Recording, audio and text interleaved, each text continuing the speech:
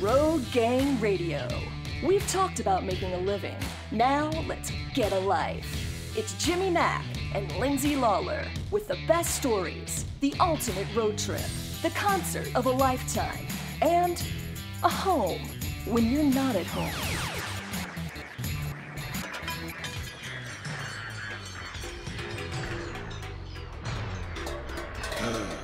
The wheels have come off. Pick them up. But we're still rolling.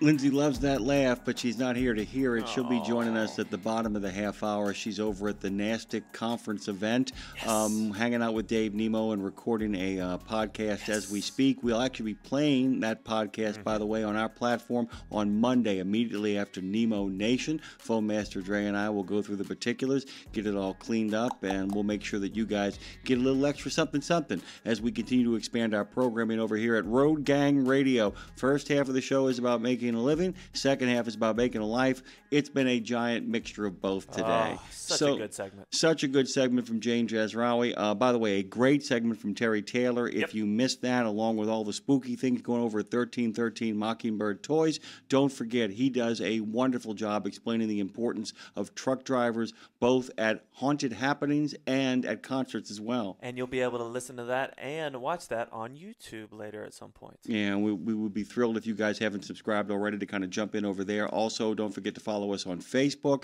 We can be heard on Odyssey. And, of course, as always, we continue to roll. If you just type in Radio Nemo on iHeart, that is where you can find us as well. We're everywhere you want to be. We tend to get there sometimes before you do so that you know where it is you need to go. But also, sometimes you can head in the other direction. That makes a big difference as well. Dre, speaking of that, I saw Martin Scorsese's book about movie about EMTs, Bringing Out the Dead. Yeah. And it was traumatizing for me to a large degree as a former first responder myself in a different form and fashion. I can tell you, it brought back a lot of memories. I thought, man, there is nothing about this topic that could make me want to throw a book across the room while keep reading at the same time. Any more than that movie did. I kept wanting to pause it. I got to walk out the room. This book actually did it for me. I got to tell you, the moment with the glow sticks, I got glow stick in my eye. Oh, my God, I wanted to just crawl up the wall. And it is absolutely compelling reading. For all of our friends out there, so many of you are firemen, so many of you are EMTs, so many of you are volunteer policemen, so many of you are volunteer and actual first responders. This is a book for you, a real emergency. Stories from the ambulance. Joanna Sokol was filling private notebooks with confusion, humor, and anger, and all of it towards the strange world of emergency street medicine. Well, she got a book, and that book is a real emergency, and it's a real page-turner, and we are thrilled to welcome her now. Good morning. Welcome aboard. Good morning. Hello, everyone. I got to tell you, there were moments in this book where I said, I don't want to keep reading this thing, and yet I kept finding myself turning pages. It just absolutely, somehow, some way, you figured out a delivery system by giving us breathers, all of these kind of short bursts of like, oh my God, that's horrific.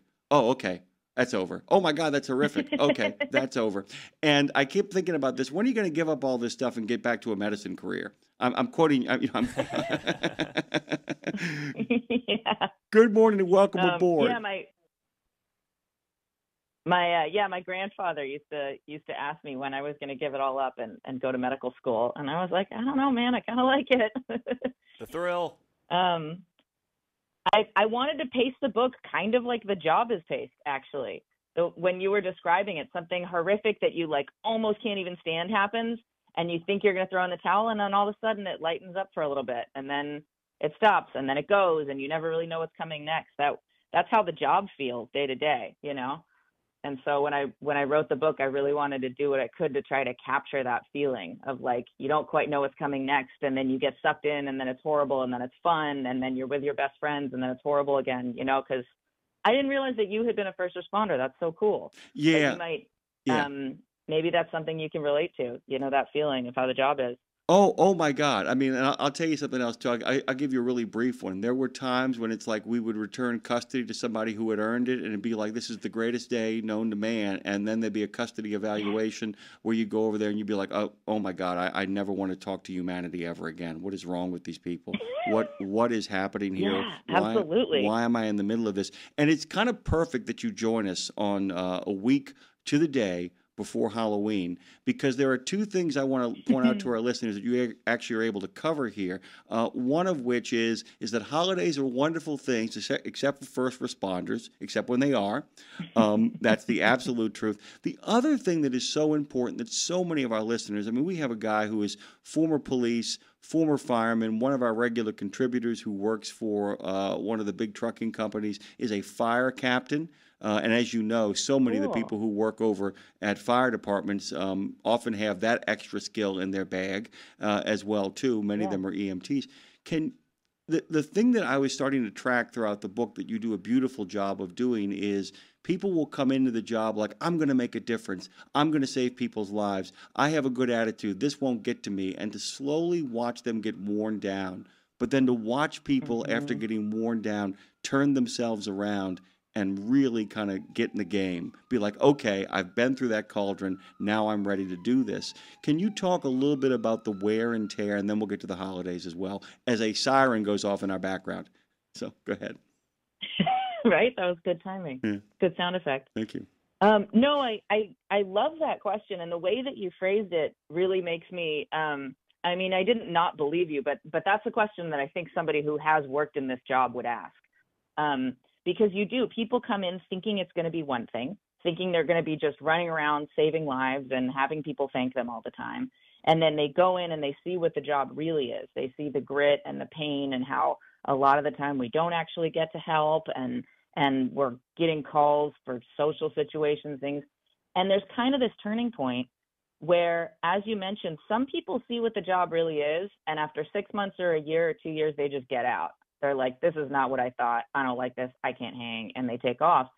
And then a lot of other responders, you see this transition where at first they get really worn down and they're like, whoa, this isn't what I thought. And then a lot of us start to really love it. You know, even as you realize that you're not going to run around being a hero all the time, something about it just pulls you in. And you're like, wait, I can do this. I can fix my head about what this is. And I can actually really get into this.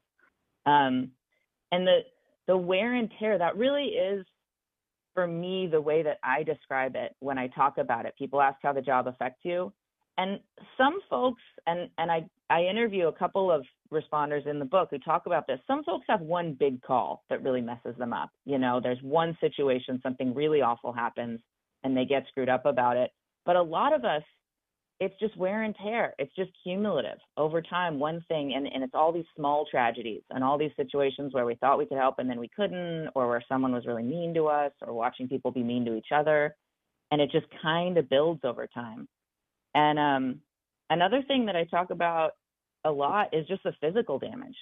Ambulances in particular are a really physically demanding job. You're sitting in the van for hours and hours every day. A lot of us don't have stations where we can get up and stretch between calls.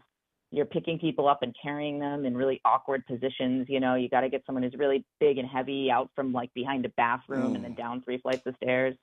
So a lot of us, our bodies just give out at a certain point. I'm going to tell you a personal anecdote about my second cousin. He actually had to, during Hurricane Katrina, which has been coming up a lot today. It is the 20th anniversary just last month. But I'll tell you a story. He actually he couldn't save her. He was on the rooftop with a woman who got punctured trying to come through the roof to save herself during the flood. And she got stuck there, and he knew that if they took the board out, that was the ball game. And she slipped out of it and began to bleed out.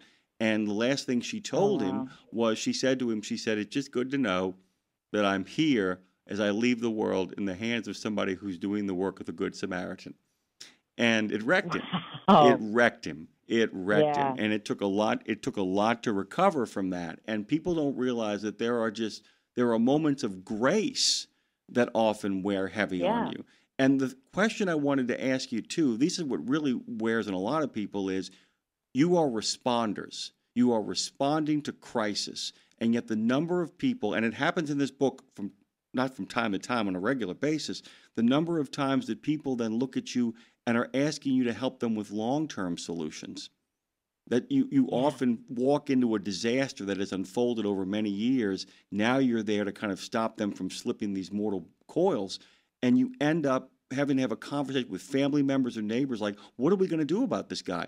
I'm going to save him. What happens next is up to you, right? That must weigh heavy. Yeah. I mean, I love the way you phrase that we're working with long-term solutions, because a lot of the people that call us, it's not necessarily what you think of as a 911 call. You know, they're not calling us for heart attacks and strokes. They're calling us because they don't have a doctor and they can't figure out how to get their prescriptions sorted, and grandma's been sick for a really long time and they don't have someone to take care of her, and now it's getting worse and they're getting kicked out of their apartment, you know, and we get called, and sometimes we can have an attitude about it where we're like, well, this isn't a 911 emergency. No one's, you know, dying here today. What do we do? But like you said, they actually do have a really, really big, difficult problem that they can't deal with it, and it's a long-term problem. And so we come to realize that instead of like stopping the bleeding or plugging the hole or shocking the heart, our job is actually to sit down with people and like try to figure it out. And we don't have a ton of resources at hand. We don't have a ton of training. And so over time, you get really good at just using what you have and adapting. And some people just need someone to talk to. You know, they just want someone to sit down and kind of be a calming presence and try to figure out what they can. And that's another one of those calls like you were talking about. It's really hard. It really wears on you, but it can also be really beautiful. But there's really not there's not as much immediate gratification as I thought there would be, you know. There's not a lot of stuff that gets figured out right in that second. Sometimes you just have to like try to do what you can and hope for the best. I've always said what you guys do is you're buying people enough time to get to the next checkpoint sometimes. That's all you can do, is that it's an ongoing. Absolutely. And by the way, guys, this is not me metaphorically speaking. It's ongoing triage to a large degree. Okay, on the flip side of what we just talked about, I'm going to actually use your own writing here. He's a Red Queen's playing card. He's a straight jacket confusion. He's a full speed, full sized, full noise blast of crazy, whack waddling through the ER, leaving a wake of sideways equipment and open mouths. By the way, guys, this in many ways almost reads like a beat poet. A lot of this stuff is really groovy, but it's also really compelling stuff, because on the flip side of, you know, we are really worried that Bob can't get out of the bathroom. He's gotten so big, he needs your help to get out of the tub. And it's a tragic story where you have to sit down with people and talk about what can be done. On the flip side of it, though, there are people who have glow stick in their eye, and there are people who, as my friend once said, he actually worked at a psych ward as an admittance nurse, and he said, man, I don't mean hurt anybody, but there are people you have to put down and restrain, because if you don't, you're going to end up in a hurt locker with the pain combination on you, right? I love that turn of phrase. Yeah, you know, it's funny because I talk a lot about how not all of our calls are the traditional emergencies that you think. You know, it's not all running around saving people and craziness, but sometimes that is exactly what the job is. You know, sometimes we do get these just completely bananas nuts calls where somebody is, you know, the one that you quoted, I love that you picked that passage to read. And I actually did grow up reading a lot of beat poetry. You better. You lived in the Tenderloin district. You better have done it. Yeah. Yeah, that actually was a huge influence on the way that I learned how to write. So that's really cool that you said that. But yeah, that guy that you quoted was super, super agitated, super combative, altered. We have a lot of methamphetamine in San Francisco, so it's a big issue for us. And he was tied down to a backboard and even restrained onto the backboard with both hands and both feet tied down. He still managed to somehow hop up and like hop across the ER with his hands and legs tied to this big plastic board behind him. So you do get those situations where you're just staring at it and you're like, what, how, what universe am I located in right now that this is happening? And you just, again, you got to figure out what to do. You know, you never know if you're going to be dealing with grandma and her prescriptions or someone who's like completely naked, covered in airway burns and climbing out the window. You just have to walk into the call and see what happens. By the way, guys, I just want to point out because I did kind of a mass tack in media res beginning to this whole segment, just kind of threw you all in the deep end. Joanna Sokol, by the way, her life as a paramedic took her to 3 countries: the casino and trailer parks of the Nevada desert, the cozy beach town of Santa Cruz, and eventually, as we were talking about, the crowded tenements of San Francisco's Tenderloin districts. So essentially, if you're noticing that, even the United States aspect of this equation, she is in the middle of the absolute action. So I have to ask that question as well, because given the verve of the writing and giving the kind of, throw yourself in the middle of things, would you describe yourself as an action junkie? Oh, yeah. Yeah, absolutely. I pretty much fed off adrenaline for most of my life growing up. I played a lot of sports. I always liked anything that was like exciting and fun and had you on the edge of your seat and had some risk to it. And so that was really what drew me to EMS. I loved science and medicine growing up, but I could never sit still long enough to think about going to nursing or medical school. And so when I got into my EMT and my paramedic certification, it was really, you're on your toes the whole time. You're getting up, you're doing stuff, you get right into it. And so that was definitely something that appealed to me. I wanted to ask you this too, because like I said, the idea of you journaling like a crazy person, keeping what I would call impressionistic notes of the situation. You then have to go back and organize all this stuff. And guys, by the way, one of the things that I really could relate to, people don't realize how much of these jobs, how much when you work as a policeman, a fireman, an EMT, you got to write reports. You got to kind of keep a really clean eye because often you have to engage in serious CYA that goes on. You are, I don't know if it began during this process or before, you're also an avid reader. And I found that after particularly horrifying things that we would learn or discover, often retreating into not so much doom scrolling, but a good book really makes a difference. And I was kind of curious, as you put this together, you had an advantage. You'd written a lot already. You had a disadvantage. You'd written a lot already. How did you go about the business of organizing this book? Because despite the explosion of words and the rapid kind of fire of the situations, there is a method to your madness. There are quotes that are applicable. A beautifully placed quote from Mary Shelley's Frankenstein pops up in the book that I thought was exactly where it needed to be. How did you go about the business of putting this together through this unending stream of consciousness that you had been building for many years? I mean, that's a great question. The short answer is I had a really good editor. They helped, don't they? I actually had I had the unbelievable luck and joy of working on this book with one of my very best friends that I've known since I was 18. We put the proposal together as a team. We worked on it together.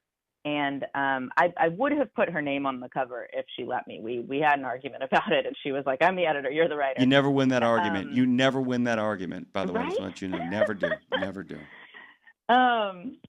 But so we worked on it together as a team. And one of the first things I did, as you sort of alluded to, I had this giant stack of notebooks and journals that I'd been keeping for my whole life. I typed up everything I'd written that I thought could possibly be relevant to EMS and my career and my journey. I printed it all out. I went over to her house, and we quite literally dumped it out on the living room floor. And we had like hundreds of pages just spread out all over the floor. And we just started pushing them around in circles. Okay, here's all the stuff that I wrote while I was in San Francisco. Here's all the stuff I wrote about homelessness. Here's mental illness. Here's Reno. And we just kind of moved the piles around. And we talked about how to try to create a narrative arc and what I wanted to try to say and what order we would use the stories in to try to say that. Because the book, it's a bunch of different little bits and pieces and stories. There's longer essays, there's shorter bits, but we did want an arc that flows through the whole thing. And I really was trying to tell a story. And we put a ton of work into it. We went back and forth. I rearranged it hundreds of times. There's passages that I probably rewrote 50 times to try to tweak them and make them exactly what I wanted. And there's quite literally hundreds of pages that we didn't end up using. There's tons and tons of stories that I have in my career that were fun and interesting and exciting, but they didn't quite fit into the line that I wanted to draw. And so we didn't end up using him. And we went back and forth a lot. We were really a team about it. I had a ton of help. We took things in, or we took things out, we put them back in, we changed the order. And for most of the heavy writing time, which was, I don't know, maybe 8 months or a year, I actually physically had paper all over the floor of my office. I have like a little kind of writing room in my house, and the papers were just spread out all over the floor, and I would move them around a lot. I would have different essays, and I would scoot them around, and then every once in a while my dog would come in and mess everything up, and then we'd start over. But yeah, it was just a lot of trial and error. And I can imagine there were times when you would mention things and say, I probably should give some background, say, on defibrillation in 1947. And I took that note, too. I was like trying to find good examples of particular things in the book. And the idea you give these brief histories because you also remember that everybody doesn't understand what every term means, or there's a necessary background. So there's a constant kind of moving around that goes on here, guys.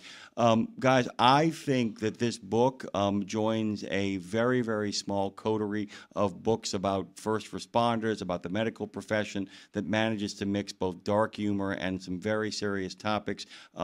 I think the book MASH is a terrible book. I think the movie is an amazing movie. And in many ways, if I was going to compare it to something, it has the same sort of irreverent feel that Robert Altman's MASH does to a large degree as well.